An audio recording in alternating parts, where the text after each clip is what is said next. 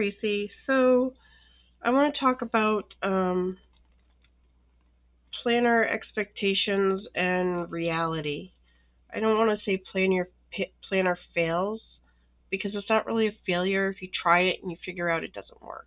Okay, I feel like it's a lesson, So this is a planner lesson that I learned just recently that things don't really jive for me with some of these things. So this is my Hobonichi 5-year.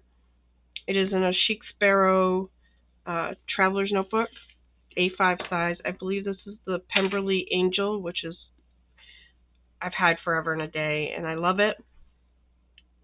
But I probably won't be using it for anything. And I'm trying to decide if I want to sell it or not. So we'll see. I got my 5-year last year. It was a birthday gift to myself when I turned 50. I am not doing well at keeping up on it. The last time I entered anything was the 21st, and that was actually me back planning. And it's been 2 weeks since then. So, yeah, I thought this was a good idea. And I tried doing something like this in Hobonichi Cousin back in 2020 when I was living with my ex-boyfriend. And I ended up moving back to Maine, and I basically put that into storage because I didn't want to deal with it. I just didn't want to look at it, didn't want to deal with it. My expectations of us obviously were not on target with his expectations. So I kind of just avoid that whole thought process at this point in time because I've already dealt with it. I'm just like, I don't need a reminder of his bullshit. So trying to do it in an actual 5-year, I thought I would do better. I am not doing better, obviously. And I haven't even made it a full year, so I'm not really sure what I'm going to do with this. I don't know if I'm going to try and turn it into an art journal or maybe just come back to it at some point and backfill things again. I don't feel the motivation that I had for it when I bought it or when I don't know, I just don't have that motivation, which, I like to make things simple, and maybe if I didn't have so many other planners and journals that I'm working in, maybe, maybe I could have used it for finance, maybe I could have used it as a journal, but like I like to write, I don't like to limit myself to a space.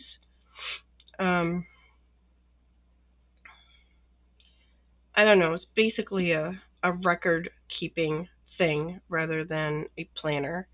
I was going to try and turn it into like a 10-year and do like add an extra 5 years to it. So let's see, 1, 2, 3, 4, 5. So that would have given me less space. This drives me nuts. I don't like the quotes down here. I can't read them. I don't like them. Maybe I should have bought a different 5-year book. I don't know. So there's that. I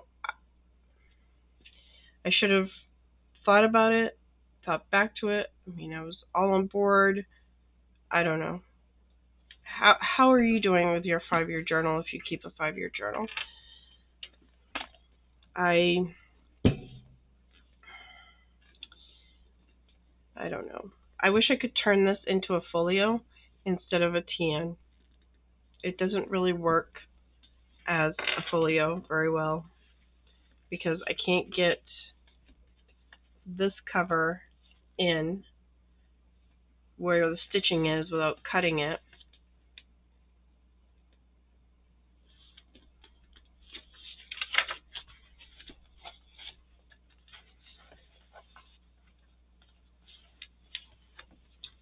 So yeah, so there's that. I had originally bought this cover for it. This is a leather gifts cover. It's the wrong size. This is actually for a cousin. I probably will never use this, so this is probably going to end up on Mercari next quarter. I'm just going to ask what I paid for it, plus shipping. So this is the inside. I really liked the other one I got, which is this color. So, which is like a cherry, I think. It's got a lot of patina on it because I've had it for a really, really, really long time. Well, not a really long time. I've had it like 4 years. So it has a lot of character on it. I like the character in it.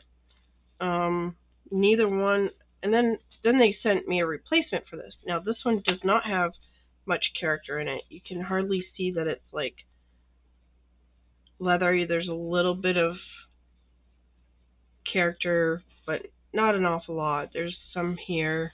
It looks dirty, but it's not dirty. It's just the way the leather is. I haven't even put it on anything. It didn't fit the 5-year. So then they sent me this one. This one is the chocolate. This one does have a little bit more character in it. It has more character on the back of it. It has this little mark here. I don't like it in. I don't like the 5-year in here because it's too loose. So and my 5-year is not going to get chunky. If you had a chunky 5-year, this would be good for it because it would buff up. But like, it seriously is like, you know, I could probably fit it around this cover. I'm just not liking it. So this one's going to end up on Mercari as well. So I'm going to just ask probably $20 for it or something like that because, you know. And then my other lesson, besides the 5-year and the covers for the 5-year, is this.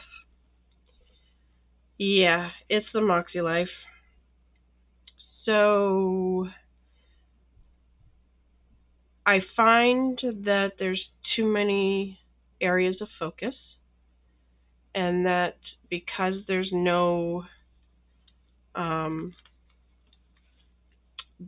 like time block on here, it's throwing me off a little bit. I don't know what to do with this. I have no idea. I don't know what to do with this going forward. I'm going to go back to the HB90 method next month, and maybe I just need to work with that in here. I don't know. Like, just disregard everything but 3 of those areas of focus, or just disregard the areas of focus altogether and use this as the planning part for the HB90. Not that I usually plan for the HB90. I usually do the goals, and then I do my post-it notes, and that's pretty much it, because it's like most of them are like weekly things that I have to do, and I would have much rather incorporate them into the planners I already have as extra tasks than to have a whole nother planner for goal setting. And I think that's probably it, is like, it's a whole nother planner for goal setting that is stuff that I need to pull and put into my other 2 planners. I mean, if you've seen any of my videos, I have a health and wellness planner, and I have a everyday carry, which is basically like time tracking and anything not related to my health and wellness. At this point in time, I'm about ready to give that one up and just put everything into my health and wellness planner, except for the fact that there's no time tracking in it. And I don't know what to do about that.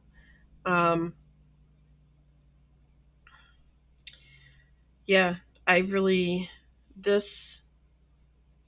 this layout, I've used this layout. I like it. I don't like the lines in it. I don't like the box down here. I wish it was split up into 3 sections, kind of like the Happy Planner, or no sections at all, and just a full-on blank area. I've tried adding stickers to it and just kind of, I wrote nothing on it for this week. We are in today, and I have nothing in this. I haven't even gone through this stuff yet, so I don't know what's on my monthly calendar. I haven't gone over any of this. I was sick last week, so I had COVID, and I just did not want to deal with this during COVID, during the time that I was having COVID. And I went back to work on Tuesday wearing my mask, negative test, and I really am just not looking forward to coming back into this for some reason. All of this stuff I could put into my A5 comment planner. So, yep. I just don't know. I went whole hog too. I bought the washi, I bought the markers, I bought the tabs, I bought there's something else that went with it that I got. So I went all in, and it's one of the most, I think, not really regretful, but kind of regretful things. Like these, I can use these in any other spiral bound book, which is fine. Like I could probably use it in my Erin Condren notebook, that I've had hanging around for like 4 years. But other than that, like I get the assessments. I understand the assessments. I understand the compass. The compass is just like the wheel of life. The assessments, just like the assessment you take for the wheel of life, or the 10 level life, or whatever else they could call it. I just don't do well with so many areas to focus on. So that stuff never worked for me before when I did it before, and I'm talking about like pre-2012. So I don't know why I thought it would work for me now. I don't know. Maybe I had FOMO. I don't know. I did kind of reevaluate some things, so I did kind of only pull out 3 areas of focus, meaning one is physical environment, one is work and learning, and one is health and wellness. But even that, I haven't done like post-it notes for it like I would have with the HB90, which I probably could do, not a problem. There's just a lot of stuff that is interdependent on other things in my life, which I haven't gotten to that point yet. So I think maybe I'll set this aside for the rest of the quarter and come back at it in quarter 2 and plan as if I was using the HB90 method, but do it in here instead. So I don't know. How do you feel about your Moxie Life planner, and how is it working for you? Do you use it in conjunction with other planners, or are you having a similar issue that I'm having of overwhelm with it? Because frankly, I'm just overwhelmed with the amount of stuff that's distracting me in the planner. So I don't know.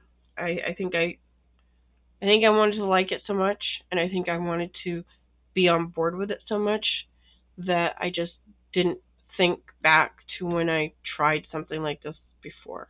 So, I don't know. Let me know what your thoughts are. Um, I think I might do a more in depth look at my health and wellness planner next. So, I guess I'll see you guys later and leave me a comment. That would be awesome because I like interacting with you guys.